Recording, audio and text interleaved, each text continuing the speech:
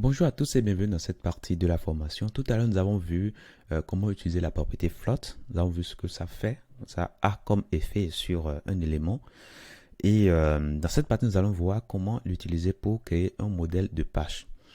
Alors, dans les années 80 jusqu'au début des années 2000, ben, on utilisait cette propriété-là pour créer des pages responsives. Ok, donc du coup, nous allons réaliser un modèle de page.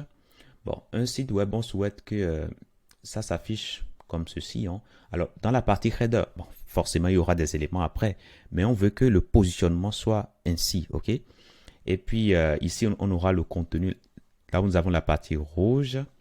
Là où nous avons side, ici, ben, il y aura peut-être des publicités ou bien, voilà, des informations euh, plus précises, hein, sur la page ou bien certains produits de la page, par exemple. Voilà. Et sur mobile, bah, on veut avoir ce positionnement-là. OK? Sur mobile, on veut avoir le header, puis le content, et puis la partie side en bas ici. OK? Voilà.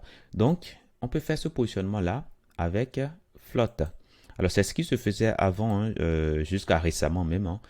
Même aujourd'hui, même, il y a des sites encore qui tournent sur ce modèle-là, enfin, pardon, qui utilisent Float, hein, pour créer leur modèle de page.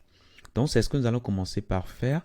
Alors, on sait que sur le modèle ici, euh, on a combien de parties? 1, 2, 3, 4. On a 4 parties, hein. Donc, on va commencer ça. Bon, si vous voulez, je vais enlever tout ça, hein. J'enlève tout ça.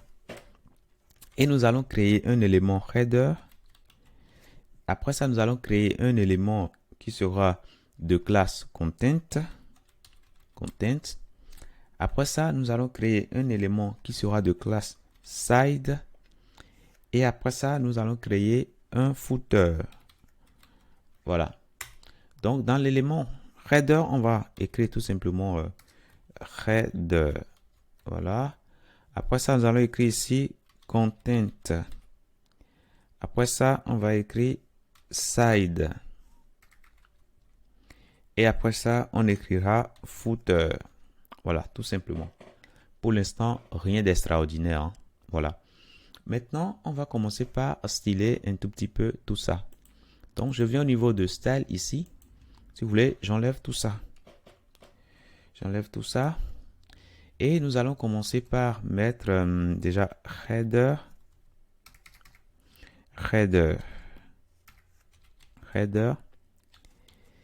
Et puis, après ça, nous allons définir également point content. Et puis, point side. Et maintenant, footer.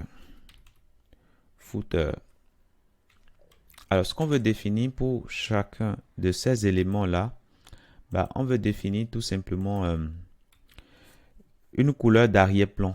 Alors, ici, je viens là, là. Et alors, si vous voulez, ce sera mieux comme ça. Voilà. Donc, on va créer déjà une couleur d'arrière-plan. Donc, background color. Et nous allons mettre, allez, mettons une couleur blue par exemple. Voilà. Donc, totalement en haut, si vous voulez, on va mettre green. Et ici, on mettra red, plutôt brown, pourquoi pas. Alors, vous êtes libre de mettre vos propres couleurs, hein. Donc, voilà, orange. Voilà, comme ça. Donc, quand je viens ici, bah, je vois tout simplement les éléments, hein, qui s'affichent euh, comme il se doit, hein, voilà, suivant le flux normal d'affichage. Mais voit que nous avons des marges, hein, en haut, en bas, à gauche et à droite. Donc, du coup, par défaut, dans le body, vous avez une marge qui est définie par défaut. Donc, pour interdire cela, on va prendre le body et nous allons faire quoi? Nous allons mettre margin 0, padding 0 également. Et là, normalement, on n'aura plus ces marges-là. Donc là, c'est bon. Maintenant, on peut mettre des marges intérieures, hein, donc pour nos éléments. Donc, je viens là, là et là. On va ajouter un padding de 20 pixels. Pourquoi pas? Là, c'est bon. Donc, lorsqu'on revient ici, là, je trouve que c'est pas mal, hein. On peut ajouter également la propriété color, hein. Color, on peut mettre white, par exemple. Et là, normalement, tout doit bien se passer. On peut centrer tout ça, hein. Donc, test, aligne, center. Et là, on voit que nos éléments sont bien centrés. On peut également aller plus loin. Alors, vous allez voir qu'on duplique chaque fois de contenu pour tous les éléments. Donc, c'est pourquoi ce serait bien de tout mettre dans un élément container. Comme ça, on change les propriétés une fois et ça va s'appliquer partout. OK? Attention, je ne suis pas en CSS ici. Container. Et là, voilà. Donc, du coup, je vais tout ramener à l'intérieur de mon container. Voilà. Maintenant, dans mon CSS ici, qu'est-ce que je vais faire? Je vais tout simplement copier ça. Je vais copier, CTRL-C pour copier. Je fais CTRL-Z pour revenir en arrière, hein, pour enlever ces propriétés que j'ai ajoutées à chaque fois et partout. Donc, je vais créer ici, je vais mettre le sélecteur container. Et à l'intérieur de ce container, je mets les propriétés. Et là, qu'est-ce qui se passe? Alors là, je mets le padding. Alors, c'est chaque élément de ce container, hein. Donc, je mets alors, je peux mettre ça. Comme ça va prendre chaque élément, hein, que j'ai dans le container. Donc, là, je vais mettre plutôt ça pour dire le fils direct, hein, le fils direct. Donc, je viens ici et là, c'est bon, tout s'affiche correctement. Donc, je peux continuer. Je vais ajouter font weight bold. Et là, je trouve que c'est pas mal ça. OK? C'est pas mal ça, hein. Maintenant, qu'est-ce qu'on veut faire? Alors, si vous regardez bien ici, au niveau de ce qu'on nous a fourni comme schéma, pour desktop, on veut mettre content et puis side côte à côte. OK? On ne veut pas que chaque élément occupe une ligne entière. Donc, pour le faire, on peut utiliser la propriété float. OK? On peut utiliser la propriété float sur chaque élément. Donc, du coup, ça dit que pour le content, on va le flotter à gauche. Donc, je vais mettre float là et là également. Donc, float. Alors, au niveau de content, je vais le flotter sur la gauche, left. Et au niveau de side, je vais le flotter sur la droite, donc right. Donc là, c'est bon. Par contre, vous allez voir que l'élément footer vient couler autour de mes éléments content et puis side. C'est pas ce que j'ai envie d'avoir. OK, c'est pas tout ce que j'ai envie d'avoir. Je veux que le footer vienne simplement rester en bas. OK, qui ne se mêle pas des affaires des autres. Donc, du coup, je vais venir au niveau de footer ici et je vais lui donner ce que vous connaissez déjà, un clear. Clear. Et nous allons mettre bof, tout simplement. Là, il vient se mettre totalement en bas. OK? C'est ce qu'on veut pour lui. Maintenant, les autres, on veut que le content occupe 80% hein, de l'espace disponible. Donc, on va mettre alors width, on va mettre 80%.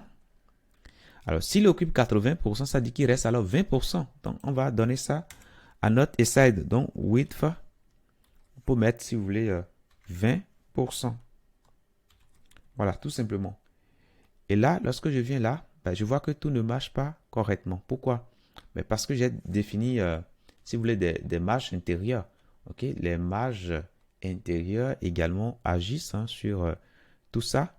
Donc, je peux dire ici que les marges intérieures, ce sera valable uniquement pour le haut et le bas. OK? Donc, du coup, le haut et le bas, j'aurai ça. La gauche et la droite, j'aurai 0. Alors, si je mets ça et je reviens, je vois que tout marche correctement. OK? J'ai mon header et puis j'ai mon content et puis voilà. Maintenant, si je veux juste agrandir pour le side, je veux agrandir tout simplement les marges, je peux tout simplement agir là-dessus, hein. Donc, imaginez que je viens par exemple au niveau du content ici. Par exemple, je peux ajouter, alors je peux ajouter si vous voulez un padding. Alors, c'est quel padding? Je reviens ici, je mets pas padding de bottom par exemple. Allez, mettons 600 pixels par exemple. Lorsqu'on vient ici, vous voyez, voilà, ça s'ajuste. Et bah, on fera pareil également. Hein. On fera pareil également pour side. Donc, si je viens là, qu'est-ce qui se passe? Là, j'ai ma page. Hein. Voilà. Maintenant, lorsque je vais tenter de réduire ici, qu'est-ce qui va se passer? Ben, sur téléphone également, ben, j'ai le même positionnement hein, que j'avais sur ordinateur. Donc, ce n'est pas forcément ce que j'ai envie d'avoir, puisque ce qu'on m'a fourni ici pour mobile, je viens au niveau de mobile ici, je vois que quand on est sur mobile, et side, pardon, la partie side vient se mettre en dessous. OK? Donc, ça ne flotte plus, ça vient se mettre en dessous. Donc, on va gérer cela. Donc, comment gérer ça? Bah, on aura besoin des médias query. Vous vous rappelez bien, puisqu'il faut qu'on ait des informations sur la taille du média qui est utilisé pour consulter notre site. Donc, revenons alors au niveau, alors je ferme tout ça, au niveau de index ici. Première des choses à vérifier, est-ce que j'ai meta name viewport? Si je ne l'ai pas, je l'écris hein, de façon manuelle. Hein. Voilà, je vérifie ça. Et quand ça c'est bon, maintenant, ben, je vais créer maintenant, ben, si vous voulez, je vais dupliquer ça. Et en dessous, ben, je mettais tout simplement responsive. Voilà, bon, c'est un nom qui est totalement arbitraire, mais vous êtes totalement libre de mettre le nom de votre choix. On va créer le fichier, puisque le fichier n'existe pas encore. Donc, dans CSS, on va créer un fichier responsive.css. Alors, on veut cibler quel type de média? Donc, on commence par arrobase média et nous allons préciser que on veut bien que ça soit sur les écrans et on veut que le mass width soit égal à, allez, mettons 800 pixels. 800 pixels. Voilà. Donc, en dessous de 800 pixels, ben, on va appliquer les règles que nous aurons ici. Alors, qu'est-ce qu'on veut faire en dessous de 800 pixels? Ben, on ne veut plus flotter tout simplement. Ok, on ne veut plus flotter. Donc, on va prendre point content et on va prendre également point side et on va dire maintenant que la propriété flotte sera égale à quoi? À none pour dire qu'on ne veut plus flotter. Voilà. Donc, si je reviens ici, qu'est-ce que je vois? Ben, je vois que les éléments occupent bien le flux normal d'affichage. Hein, donc, c'est parfait. Maintenant, sauf que bah, ils ne prennent pas toute la largeur de mon écran. Donc, du coup, je peux dire ici que bah, le width sera désormais 100%.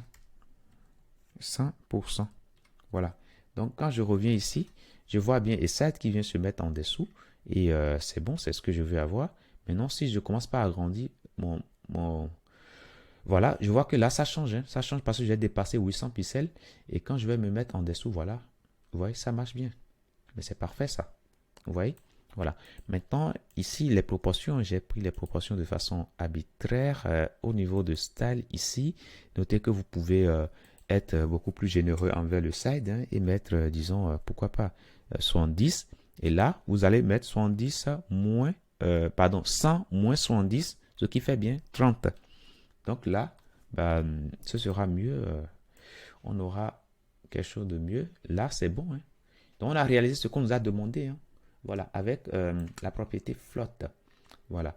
Maintenant, si vous voulez réduire un peu la hauteur de ceci, voilà, c'est vous qui voyez. Hein. Vous pouvez dire sur mobile, par exemple, vous voulez réduire, disons, le margin que vous avez défini pour side. Donc, pour side, ici, vous pouvez dire que vous voulez définir marge, bon, padding bottom, vous voulez mettre, disons, à 100 pixels, par exemple. Voilà, c'est vous qui voyez. Hein. C'est vous qui voyez. Là, vous voyez que ça prend quand même une largeur plus petite. Et lorsqu'on agrandit, voilà, on voit que, voilà, vous voyez, c'est voilà. Donc, voilà, on vient de réaliser ici un modèle de page. Maintenant, si demain, vous voulez tout simplement ajouter du contenu, ben, c'est très simple. Vous allez créer tout le contenu que vous voulez pour l'entête, vous le créez dans la partie header et tout va rester comme ça, tel que vous le souhaitez. Si vous voulez mettre du contenu, vous mettez le contenu ici, la partie SAT, vous le mettez et quel que soit le média qui sera utilisé, ben, le viewport sera respecté, hein. Donc, quand on sera en dessous, ben, tout va passer tel que nous le souhaitons.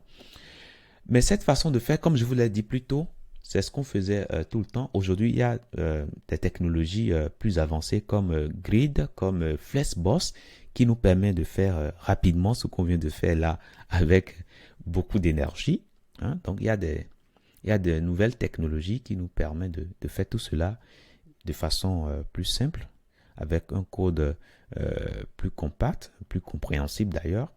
Et nous aurons l'occasion de voir cela lorsqu'on sera sur ces technologies-là. Je vous dis merci et à tout de suite dans la prochaine.